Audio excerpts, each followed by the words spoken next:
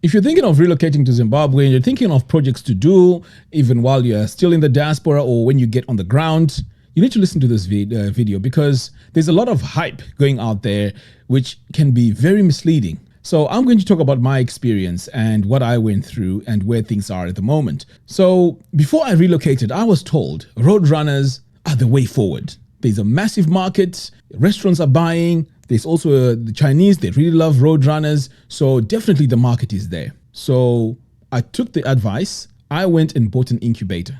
I went all in. I bought the incubator, I put the temporary structures, and to be honest, I hatched a lot of chicks and it worked. At one point, I had close to 1,300 Roadrunners. But here's what people don't tell you. When you have that amount of chickens, you have to feed them until they get to 14 weeks. And in order for you to make a profit, you need to sell a Roadrunner at least $12 US. Now think about it. Who is going to buy one Roadrunner at $12 US? Well, I looked for that market. I couldn't find it. Everywhere I went, I was told, no. At the most I could sell them was $8. That's borderline the price of broilers, which can be raised in 6 weeks. Imagine, after all that effort, no one is buying them at $14. $14 is the sweet spot. That's where you can really get a lot of profit. So what I realized later on was the people who are really making money in this Roadrunner business are people selling the fertilized eggs. There are people selling the chicks, but the guys who are selling the end products, I mean, think about it. How much money needs to go into 14 weeks of feeding a chicken and then selling it at less than $14? So that's one thing you need to be aware of. The second thing is broilers. Again, I got some advice and I was told broilers is the way forward. If you go into broilers, the cycle is only 6 weeks. It's very straightforward. There's a lot of demand for it. And for this, the demand is there. The demand is there, definitely. Even the Roadrunners, I would go and say the demand is there, but you need to work out your profit margins. The demand is there. Roadrunners are needed, but the profit margins for you to sell a chicken at $14, I'm yet to hear anyone who's doing Roadrunners who's selling these Roadrunners at $14 and they really have a massive market. Please leave your comments in the comments box below. Back to the broilers. When it comes to the broilers, yes, there's a massive market. That I've tried it when I was on the ground, I sold, and yes, people want to eat broilers every single day or every other day. You know, it's a cheap source of protein. But here's what people don't tell you. When you go into the broiler business, there's a lot of things that can go wrong. A lot of things that can go wrong. People say, you know what? You go, you purchase your broilers, you make $2 or $2, $3 profit per bird, blah, blah, blah. Yes, on paper, it seems like that, but there's a lot of things that can go wrong. Number one, you have to deal with rejects. Some of these chicks, when you see them, after you purchase them, $1 each, sometimes $1.10, $1.15 each. Some of them are all crippled, but they're in that batch. So sometimes you don't even get proper quality control. Secondly, you get these little chicks which have stunned growth. I don't know what you call them. They don't grow. You feed them as much as you want, but they don't grow. These things are not talked about when you hear people talking about, let's go into broilers, let's go into chickens.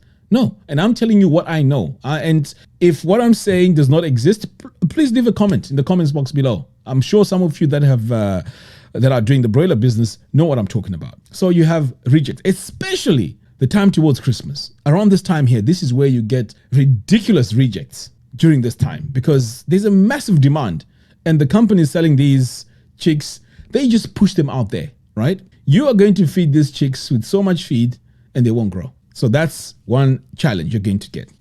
The second thing is feed quality. I was in denial. At times I would feed my batches of chicks to about 7 or 8 weeks. And I thought I was the problem. But it turns out there's someone that called me yesterday. I won't mention his name. He's also into this broiler business. In fact, you know what? It's not all doom and gloom. I am going to give you a solution at the end of what?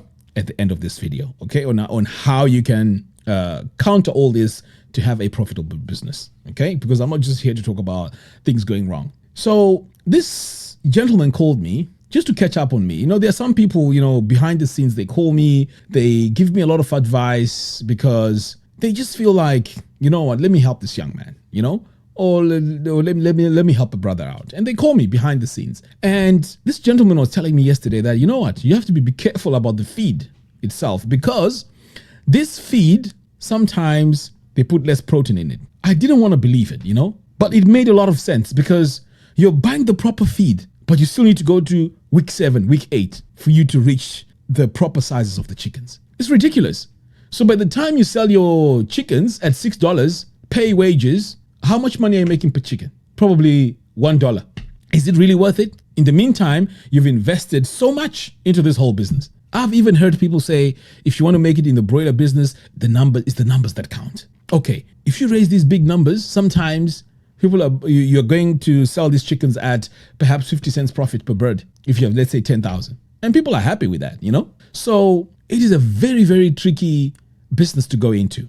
The second problem is, if you have workers that are not serious and they don't follow the biosecurity that you implement on the ground, this is another entry of diseases to your flock. And again, this will cause you a lot of problems. You may be doing everything right. You're buying all the chicks, they're proper, you're buying the feed, you're doing all these things correctly, and then things get messed up when it comes to the biosecurity. Next, vaccines. Okay, let's say they forgot to vaccine.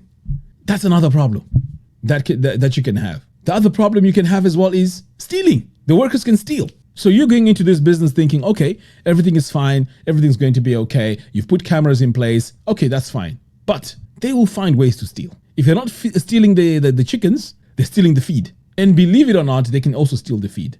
So this whole business structure that we're talking about, let's go ahead, let's do broilers, let's do Roadrunners, there's a big market. Yes.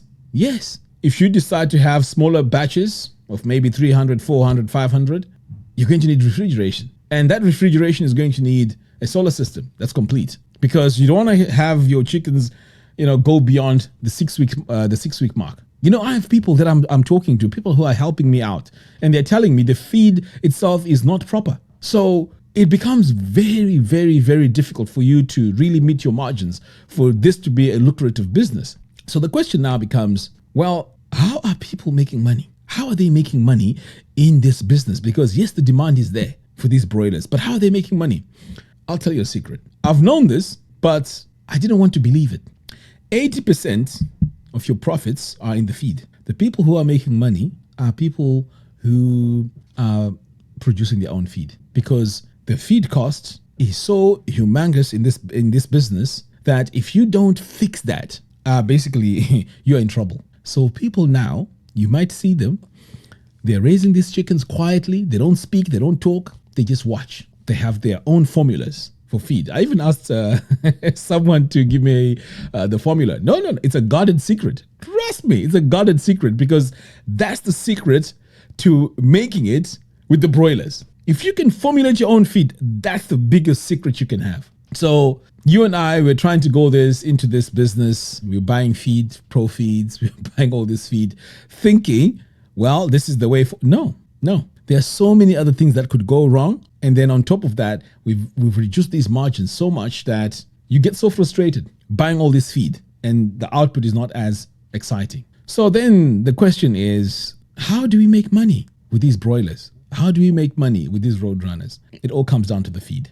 And for you guys who are doing farming, please let me know in the comments box below if I'm wrong. If I'm wrong, please let me know, because I am in it, been there, done that, and still doing the broilers. Right now, I have a batch of 300 that are going to be coming out very soon. But already, the amount of effort that has gone into that, I'm not making any profit. Trust me, I'm not making any profit from it. I just want to sell it at break even. And then I'm happy with that. So for this to work and for this to be very profitable without taking shortcuts, we're not talking about doing all these crazy things to make the chickens grow. If you want to do it properly, then you need to formulate your own feeds. So that in itself comes at a cost. You're going to need to buy the raw materials. You're going to need a storeroom. You're going to need a grinding machine, and also the know-how, the formula itself. You're going to need to have that. And the person that can give you that formula, well, it's going to make a great change into your business. So don't feel like this cannot be done. There's no market for broilers. No, the market is there. Definitely, 100%. But for you to get like considerable profits, definitely you need to find a way to formulate your own feed. So I mentioned buying the grinding mill, You're also going to need a lot of the ingredients that are needed for that. You're going to need a lot of soya, maize. Those are the main two ingredients. And then the minerals are also very, very important in that. So my plan was to grow as many moringa trees as possible. Of course, this is not an overnight thing. Buy as many moringa trees as possible, grow them, and then use the moringa leaves as part of my organic feed for my chickens. That was the plan. Of course, the moringa will be covering all the minerals that I need. I don't mind sharing this, by the way. I mean, if you if you want to go into that and perhaps come up with your own formula, that's fine, because moringa has all the minerals that you need. And these are all organic, natural. They're not synthetic, unlike you get from these formulated feeds. Of course, it's going to be a situation where you're going to need a lot of trees. It's going to be a lot of trees, especially if you're going to be keeping a lot of these broilers. But still, with that, you still have to tackle the rejects. You know, I try to look into getting the actual parent stock, and it is very difficult. For those of you that have tried to do the parent stock or that are thinking of doing it, please let me know in the comments box why it is so difficult to get the parent stock of these broilers in Zimbabwe. Why? Because it looks like that area is well protected, you know? So if anyone has any information about the parent stock, please let me know in the comments box below.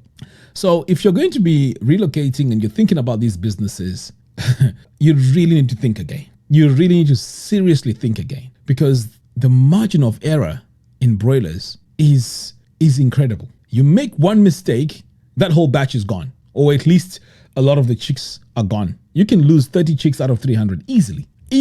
And I forgot to mention temperature regulation, right?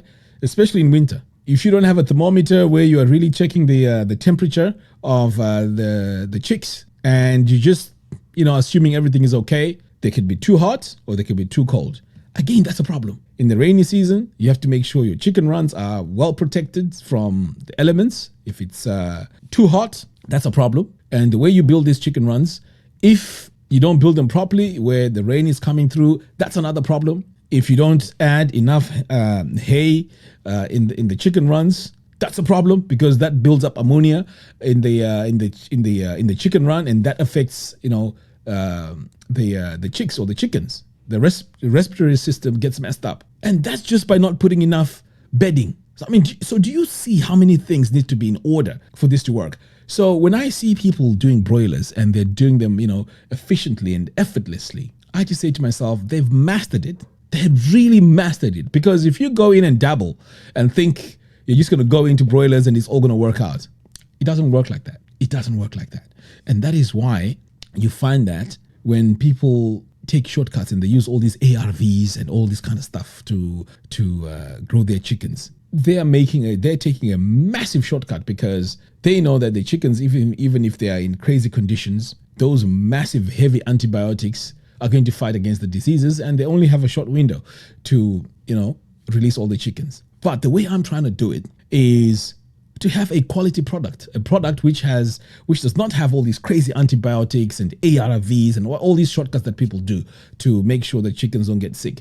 I want to have a clean environment where I have good bedding, the chickens are well looked after, the water is clean, everything is pretty much okay. Because once you raise your chickens in a very clean environment, you'll find that there's no need for all these antibiotics and all of that, because the environment is clean. The aeration is there. The chickens are free to move around. They're not enclosed. There's nice air, and everything is in order. You'll find that you won't have a lot of problems. But we still need to come back to the feed. If you don't know how to formulate your feed, then this is where the whole thing is going to fall apart. And I would also like to think that the company is producing, this is my own theory, okay? I'm not saying this is exactly what's happening, but this is my own theory. The companies that are producing these chicks, do you think they have a priority to give the end user, the customer who's just buying the chicks, the best product, or they prioritize the contract farmers, the guys who are raising those 10,000 chickens per cycle? Don't you think that they prioritize those guys so that they get the best chicks and then the ones that go to market are just, you know, your rejects mixed with the good ones.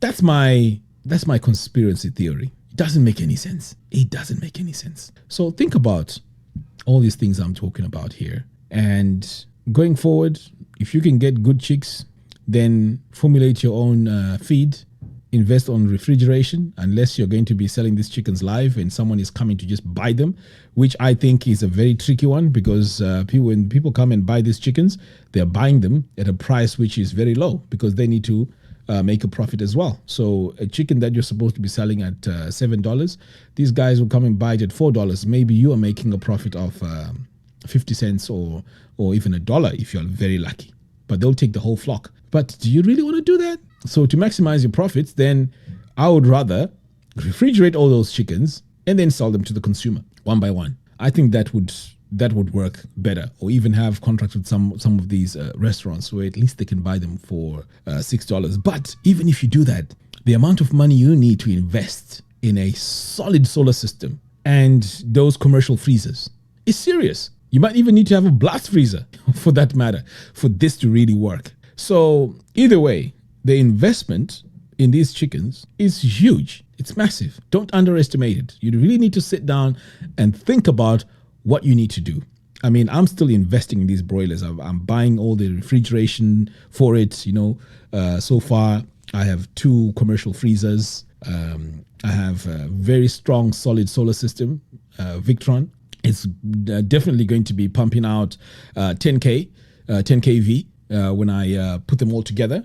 And now I'm working on a bank of batteries, which again is very expensive. We're talking about at least 1,200 per battery, and I need at least 6. But looking at how things are going right now, I may need to have both, you know, the Roadrunners and the broilers, because I have the incubator already. It's just sitting there. I'm not even using it, and it's a high quality incubator. It's just sitting there. I'm not doing anything with it. So maybe I need to get these breeds, which are quite expensive. Have those breeds, sell the chicks, sell the eggs, and see how it goes. Because right now there's a hype. It looks like a lot of people are going into these fertilized eggs and chicks. Some of these chicks are going for $6 each. You know, $2 each. I think that's a much better, you know, business. But again, same thing. You need to invest in the incubator, the solar system, because if the electricity is not there, you need to make sure that the solar system is running. Otherwise, you're pretty much wasting your time. But if you're going to go for the Roadrunners, I wouldn't recommend that you go the route where you're actually selling the chickens, because chances are very few people are going to be buying these chickens at $12, $14 each. I'm yet to see that. I mean, if you are one of those people that buys them at that amount, please let me know in the comments box below. And how many do you buy?